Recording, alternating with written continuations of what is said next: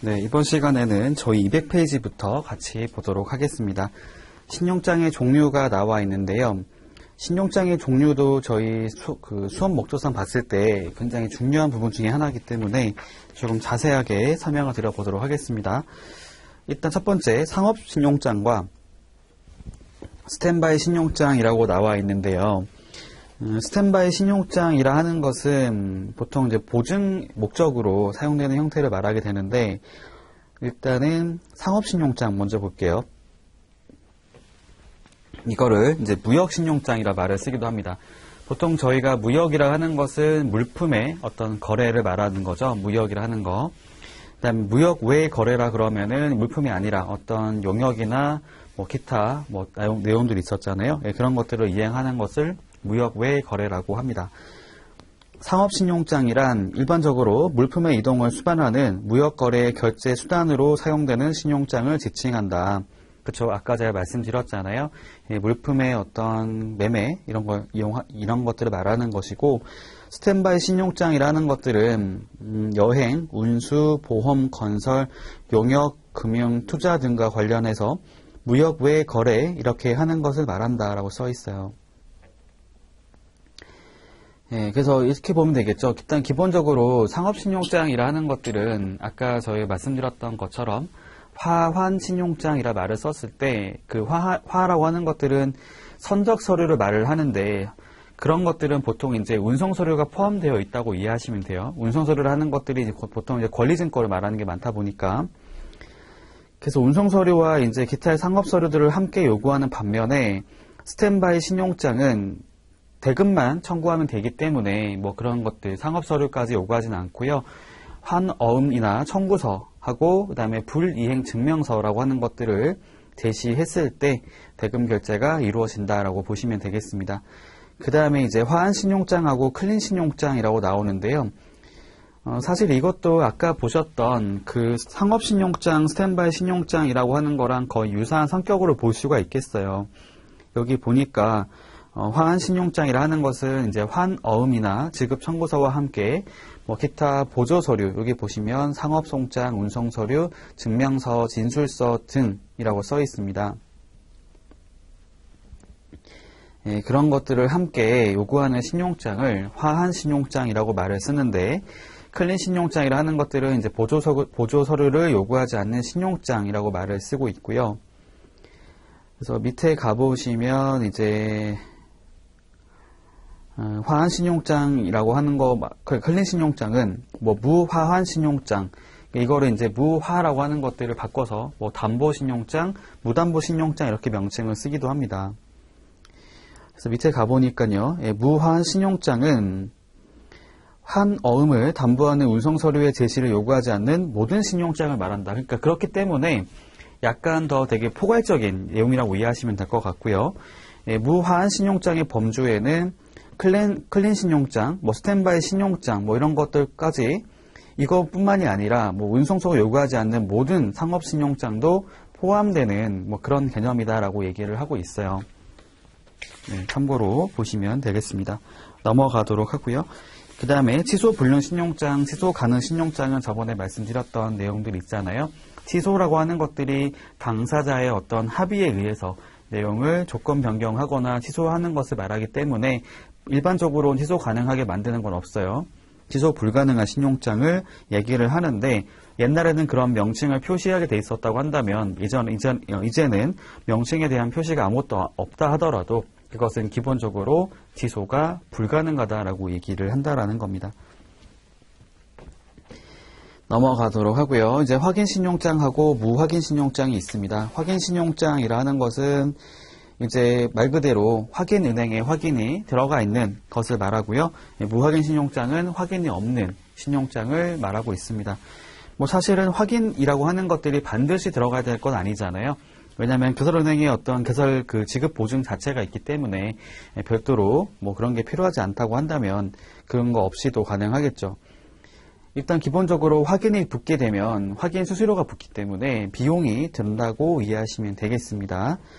그 다음에 뭐 지급신용장, 뭐 연지급신용장, 인수신용장, 매입신용장이 나와 있는데 그거는 넘겨서 207페이지를 보고 정리해 볼게요. 자, 기본적으로 저희가 지급, 연지급, 인수라고 하는 것들은 대금 결제를 말하는 거기 때문에 결제라고 하는 것들은 일단은 신용장 상에서 보게 되면요. 이게 최종적인 그런 단계를 말하기 때문에 사실상의 개설은행의 역할을 대신한다고 이해하시면 됩니다.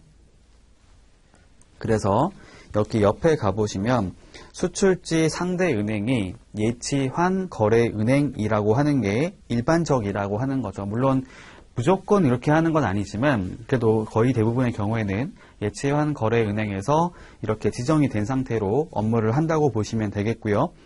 그 다음에 매입신용장 같은 경우에는 그 수출자하고 연관이 되어 있기 때문에 아무래도 그 상대 국가에 있는 그러니까 개설은행하고의 어떤 예치한 거래를 할 이유가 굳이 없는 거죠. 무예치한 거래은행이 더 많을 겁니다.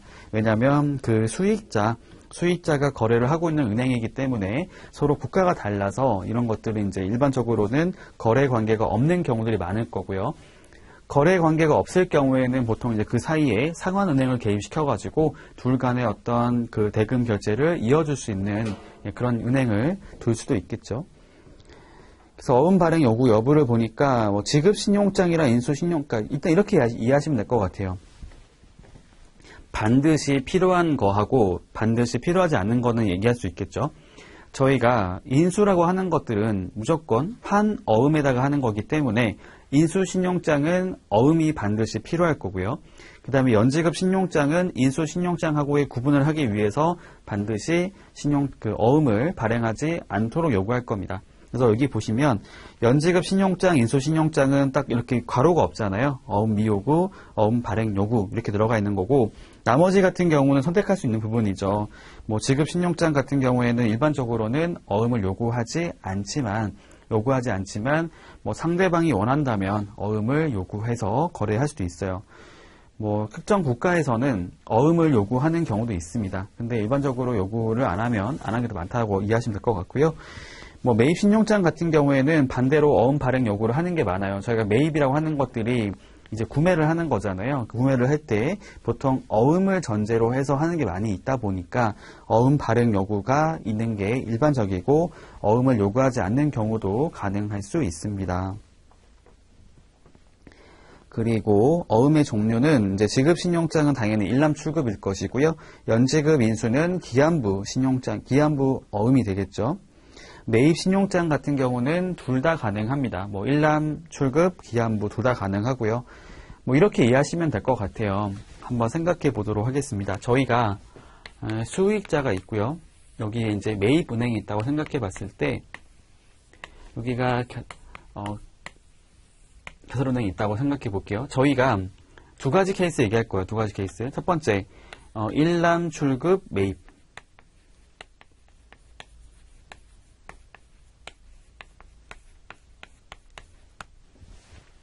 매입이 뭐예요?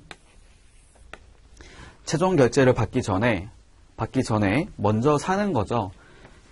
수익자가 매입 요청을 해서 이렇게 돈을 먼저 현금화 시켜주고 자기가 지급했던 거에 대해서 상환 청구를 하게 되면 개설은행이 그에 대해서 상환을 해주는 조건입니다.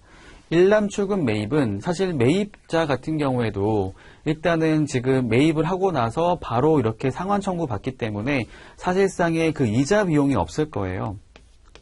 예, 이자 비용. 그렇죠? 만기라고 하는 게 따로 없을 거잖아요. 그러니까 일람 출급인 거에 대해서 매입을 하는 거기 때문에 그거에 대한 어떤 개입 차이가 없겠죠. 상환 청구를 했을 때 바로 상환 청구 받을 거라는 겁니다. 근데 이것을 이제 기한부 방식으로 기한부 매입 신용장을 하게 됐다. 어떤 내용이 발생하게 될까요?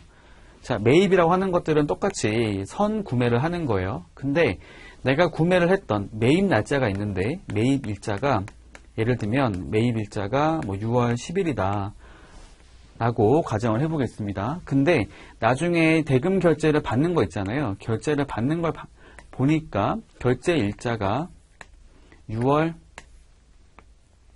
30일이라고 가정을 해볼게요.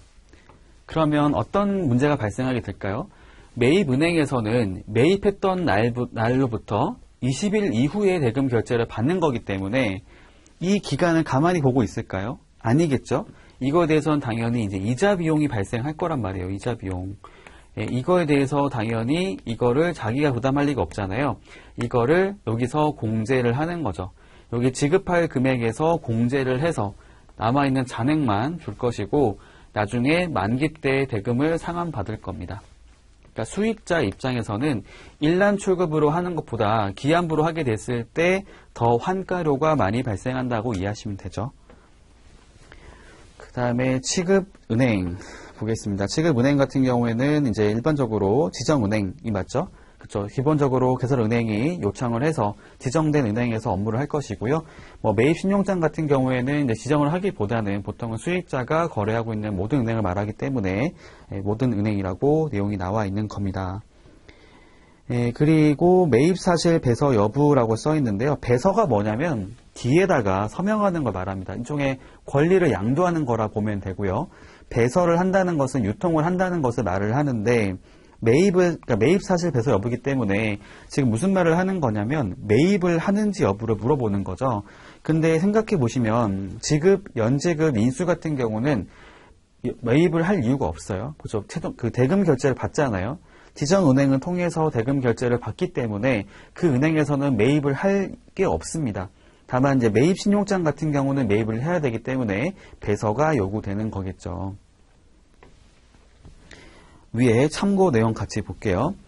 기술한 바와 같이 자유매입 신용장은 일반적으로 어느 은행에서나 매입에 의한 방법으로 이용이 가능하므로 만일 매입은행이 신용장의 이면에 매입 사실을 표시하지 않는다면 다른 은행은 이를 알 수 없기 때문에 신용장의 중복, 과다 사용에 대한 우려를 배제할 수 없게 된다.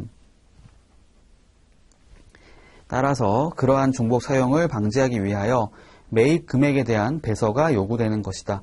그렇죠. 지금 매입을 하게 되면 권리자가 바뀌게 된단 말이에요. 내가 처음에 이제 수익자가 대금 결제를 받을 거였는데 이거를 지금 매입을 받게 되면 매입을 한 자가 권리를 갖게 되는 거기 때문에 이걸 배서를 통해서 권리를 양도하는 형태로 가는 것이거든요.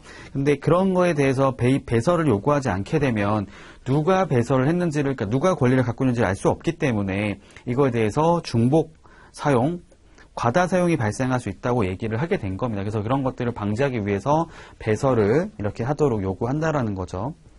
그러나 지급, 연지급, 인수 신용장의 경우에는 지정은행에서만 신용장을 이용할 수 있도록 제한하고 있어서 배서를 하지 않더라도 염려가 없기 때문에 통상적으로 배서를 요구하지 않는다라고 써 있습니다. 그렇죠? 지정된 은행에서만 그 해당 행위를 할 거기 때문에 지급이나 인수 이런 걸 할 거기 때문에 그 자들을 빼고 그 전에 배서를 요구할 필요가 없다라는 거죠. 그러니까 이렇게 이해하시면 돼요. 여러분들이 이제 수익자라고 생각해 봤을 때 내가 거래하고 있는 은행이 이제 그러니까 지정된 은행이 있어서 거기 제시를 하면 대금을 결제를 받기로 되어 있는데 굳이 다른 은행을 통해 가지고 배서를 할 이유가 있을까요? 없다라는 겁니다. 그렇게 이해하시면 될 것 같아요. 지급, 연지급, 인수 매입 신용장의 해설 나와 있는데 이것도 한번 읽어보시면 보다 깊은 이해가 가능할 거라고 생각이 듭니다. 한번 넘겨볼게요. 지금 넘겨보시면은 지금 209페이지 위에 참고 나와 있는데 이거 잠깐 말씀드리겠습니다. 여기 보니까 이제 available by site payment, deferred payment라고 하는 게 일람지급, 연지급 나와 있고요. acceptance는 이제 인수, negotiation은 이제 매입을 말을 하는데 여기 쭉 가보니까 맨 오른쪽에 LC settlement죠. 결제를 어떻게 하는지가 나와 있는데 일단은 지급, 연지급, 인수 다 보시면 데이터베이스라고 적혀 있죠. 데빗 베이스, 데빗 베이스, 리임버스먼트 베이스 가능 써 있는데 이게 뭔지 설명을 드려보도록 하겠습니다.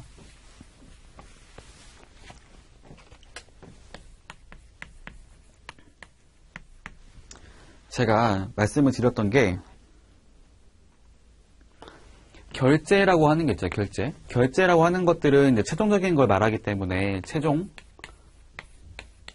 즉 매입과 달라요. 매입은 결제 안에 포함되지 않습니다. 매입은 선 구매를 하는 거잖아요. 먼저 사는 거죠.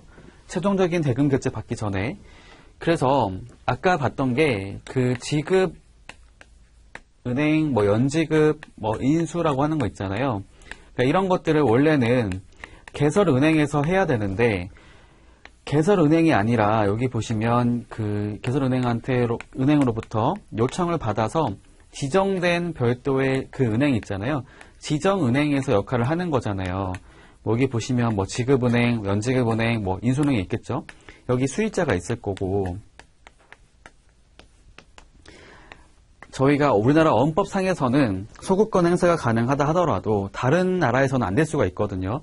생각해 보시면 이 지정은행들이 정말 약간 좀 거친 말을 쓰면 미쳤다고 이렇게 자기 돈 들어가면서 하진 않을 거잖아요. 기본적으로. 여기 보시면 이거는 개설은행하고 예치 환 거래를 하고 있기 때문에 지정은행 안에 여기 개설은행에 어떤 계좌가 있을 거예요. 계좌가 있을 거고 그 계좌 안에서 돈이 들어가 있는 것들을 인출해서 주면 되잖아요. 자기 돈 들이지 않고. 그게 바로 데빗 베이스 방식입니다. 데빗. 저희가 회계 처리를 하게 되면 뭐 차변, 대변 나오잖아요. 그걸 말하는데, 그러니까 지정은행에서 자기 돈 들여서 돈을 지급하는 게 아니라 개설은행의 계정에서 돈을 인출하는 거예요. 인출해서 돈을 주는 거죠. 그러니까 사실상의 자기 돈을 들이는 게 아니라는 겁니다. 그렇게 이해하시면 돼요. 그래서 이게 거의 기본 베이스라는 거죠. 기본 베이스. 여기 보시면 데빗 베이스가 많잖아요. 데빗 베이스, 데빗 베이스, 데빗 베이스. 그러니까 일람지급, 연지급, 인수 같은 경우에는 다 기본적으로 이런 베이스를 갖고 있는 거예요. 계좌를 가지고 인출해서 하는 거. 그러니까 예치환 거래은행이 되는 거죠. 근데 여기 밑에 가보니까 이제 방식 중에 또 뭐가 나오냐면은 리임버스먼트가 나오잖아요. 리임버스먼트가 뭐냐면은 상환 방식이에요. 상환 방식. 그러니까 상환이라고 하는 게 뭐냐면은 내가 먼저 지급한 게 있다는 거거든요. 내가 지급한 게 있어서 이 지급한 거에 대해서 돈을 달라고 요청을 하는 거예요. 그러니까 데빗 베이스라고 하는 게 일반적이긴 하지만 상환을 통해서 내가 먼저 지급하고 돈을 받는 형태도 나올 수가 있겠죠. 네, 이게 바로 밑에 있는 리임버스먼트 베이스입니다. 네, 이렇게 하는 경우들은 사실은 흔하진 않을 건데 뭐 가능하긴 하죠. 예를 들면은 지정은행이 내가 먼저 내 돈을 주고 결제를 해주고 결제했던 금액을 여기 있는 개설은행한테서 돌려받는 형태로 가게 될 수도 있다라는 겁니다. 그 다음에 세 번째가 뭐냐면 레미턴스 베이스, 레미턴스.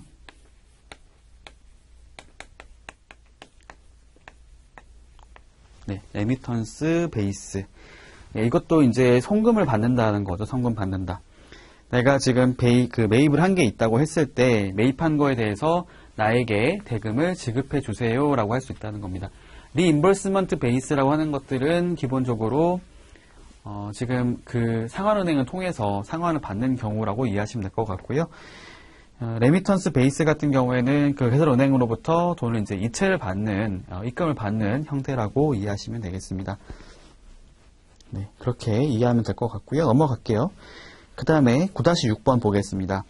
특정 신용장과 일반 신용장 뭐 나와 있는데 지정된 은행에서 사용 가능하게 되는 것들을 뭐 특정 신용장 또는 지명 신용장이라 부르고요. 뭐 어느 은행에서나 자유롭게 이용할 수 있는 은행을, 그러니까 신용장을 뭐 일반 신용장, 뭐 개방 신용장이라고 얘기하고 있습니다. 크게 중요한 내용은 아니고요. 넘어갈게요.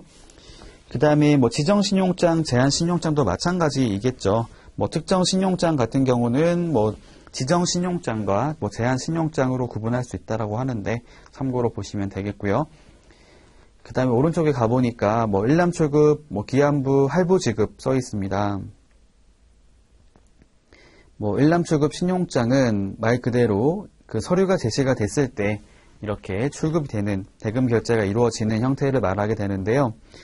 여기 보니까 뭐 지급신용장, 매입신용장이 나온다고 돼 있죠.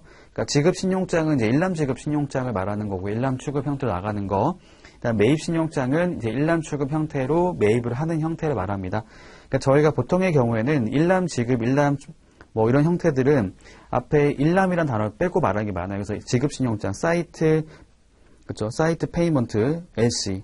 뭐 매입신용장도 이제 니고시에이션, 뭐 LC 이런 식으로 내용이 나오게 돼요. 넘어가 보도록 하겠습니다. 두 번째, 이제 기한부 신용장이라는 것은 반드시 앞에다가 기한부란 말을 붙이죠. 유산스.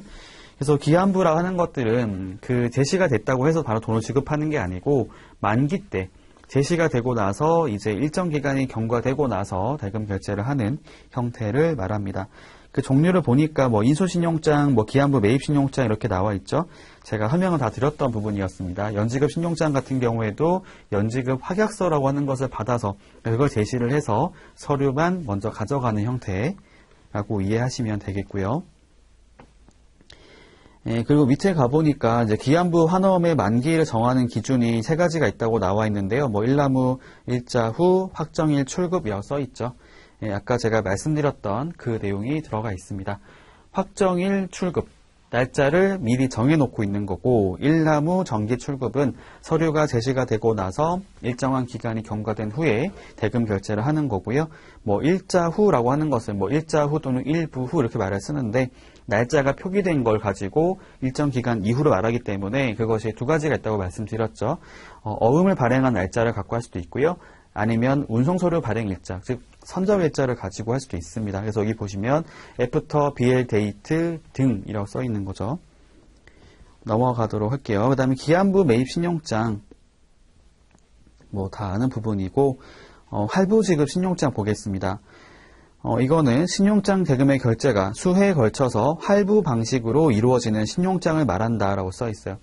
그러니까 저희가 일상생활에서도 할부라고 하는 거 많이 쓰잖아요. 저희 카드, 신용카드 계산할 때 할부 형태로 하는 게 나올 수가 있겠죠.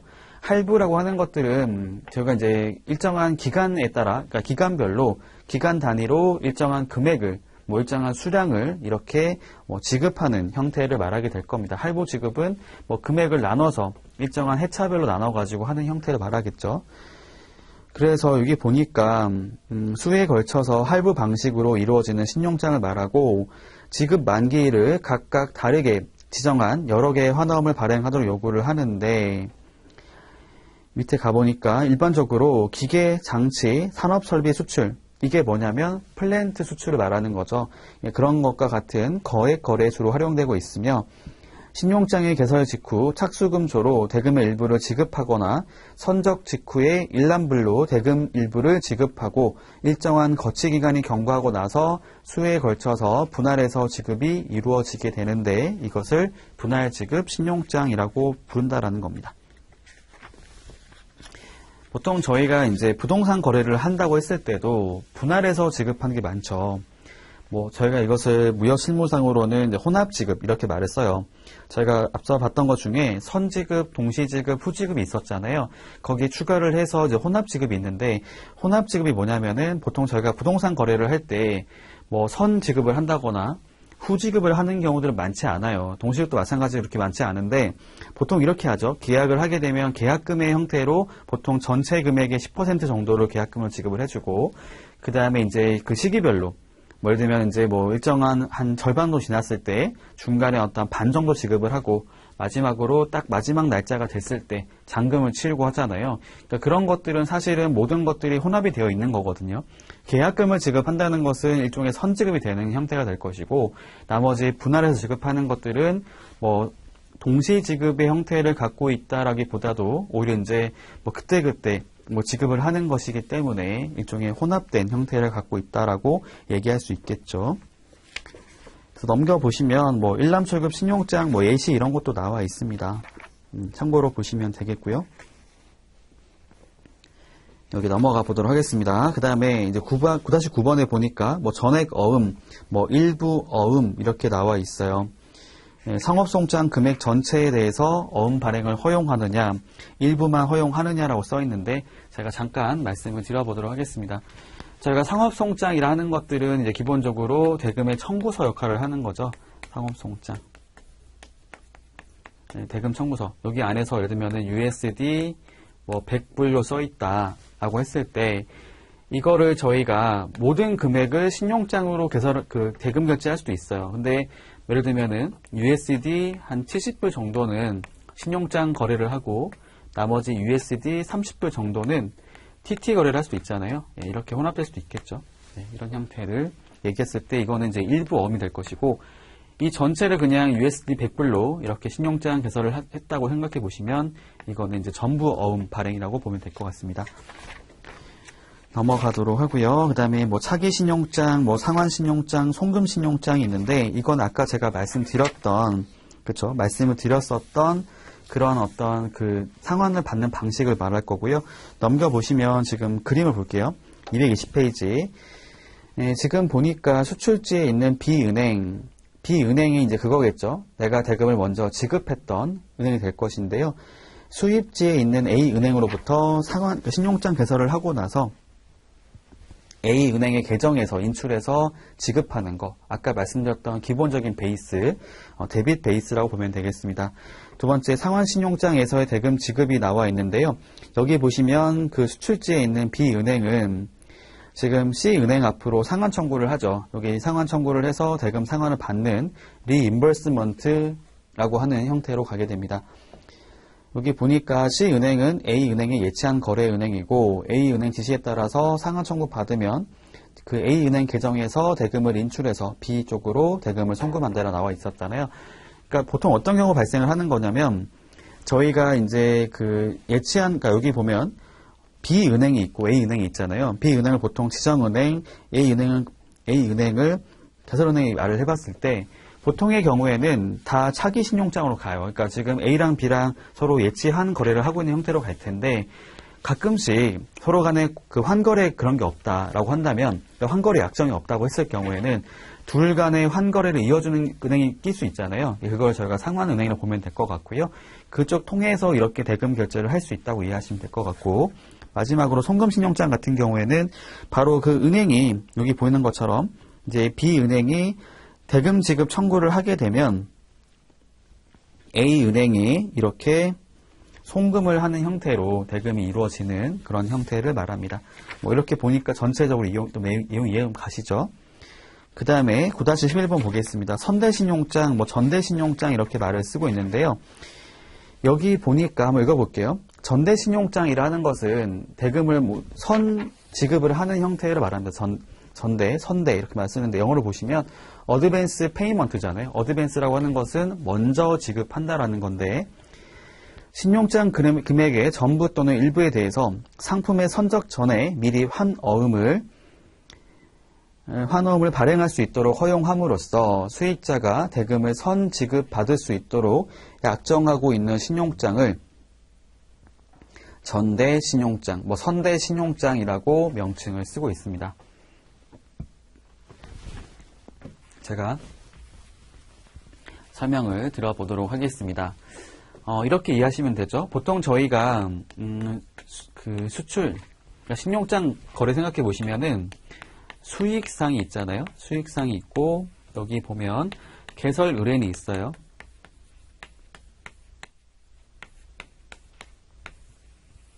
그리고 신용장을 개설한 은행이 있죠.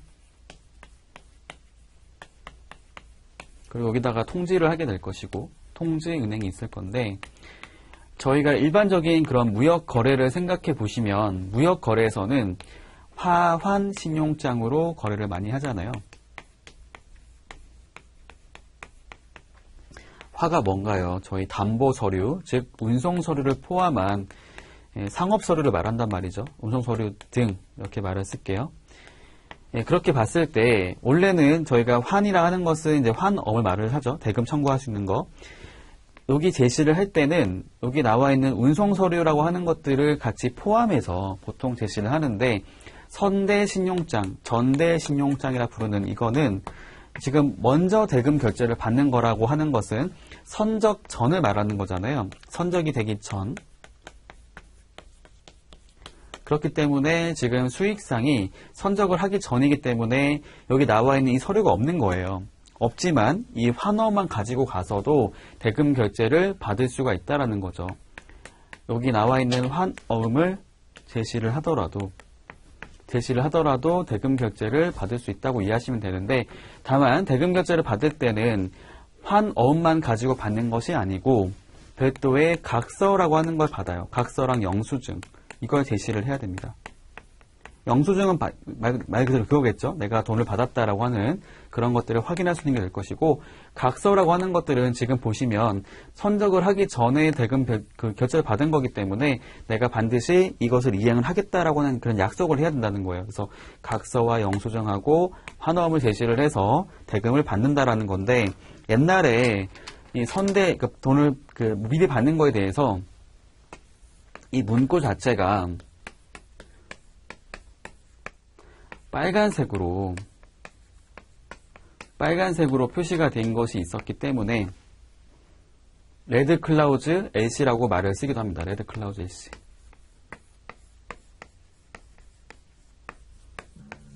빨간색 문구. 아니면 이것을 이제 이게 보시면 수익상은 이렇게 돈을 미리 받는 게 뭐냐면 내가 지금 수출을 하기 위해서 필요한 자금을 먼저 받는 거잖아요. 그래서 이거를 이제 저희가 패킹 자파라고 말을 쓰기도 해요. 패킹 LC라고 말을 쓰기도 합니다. 밑에 나와 있으니까 참고하시면 될 것 같아요. 볼게요. 여기 보시면 선대금에 대해서는 환어음, 그다음에 영수증만을 발행해서 대금을 청구하도록 하는 것이 일반적이며 나중에 불이행 위험이 있을 수 있기 때문에 보증서 제공을 요구하는 경우가 많다. 아까 말씀드렸던 그 보증서라고 하는 것이 일종의 각서를 말한다라고 이해하시면 되겠습니다. 이행을 하겠다라는. 그 다음에 자금을 선대하는 목적은 대개 상품의 지파, 포장. 지파라고 하는 것들은 이제 말 그대로 물건을 만들어서 포장을 하기 위한 걸 말하는 거겠죠. 이렇게 포장에 필요한 대전을 수출상에게 미리 제공하기 위함인데, 이러한 의미에서 선대신용장을 지파신용장, 패킹 크레딧이라고 부르기도 한다. 선적 전에 미리 자금을 빌려주는 것이라 해서 전대신용장이라 부르기도 하는데, 옛날에 여기 자금 선대 문헌을 붉은 글씨로 표기하던 관례에 따라 이것을 레드 클로즈 LC, 그러니까 크레딧 이렇게 명칭을 쓰기도 한다라는 겁니다. 이렇게 밑에 보시면 이제 전체 금액은 아니고 30% 정도의 어떤 대금 결제를 할 것을 약속합니다라고 되어 있고요. 밑에 가보니까 일람출급의 무화환어음이죠. 여기 그런 그러니까 무화라고 했기 때문에 선적 서류가 없는 상태를 말하는 거고, 그 다음에 영수증도 있죠. 영수증 나와 있고요. 그 다음에 이렇게 받을 때는 보증서를 같이 제시를 하는 것도 있다라는 거 말씀드립니다. 그 다음에 그린 클라우즈 LC 잠깐 볼게요. 레드 클라우즈 LC와 비슷하게 지금 그린 클라우즈 LC가 있는데, 여기 보니까 이거는 제시하는 서류가 창고 증서라고 하는 거, 창고 증권이라고 하는 것들을 취득하도록 하는 그런 내용도 나와 있다라는 거. 옛날에 이제 양모 무역에 주로 활용되고 있어서 그 문헌을 녹색 잉크로 했다고 해서 그린 클로즈 LC라고 하는 게 있다고 하는 거 참고하시면 되겠습니다. 그렇죠. 물품이 창고에 있다라고 하는 것을 확인할 수 있어야 대금 결제를 받는다 이런 것도 있었다는 거예요. 일단은 여기까지 하도록 하고요. 다음 시간에 내용 이어서 살펴보도록 하겠습니다.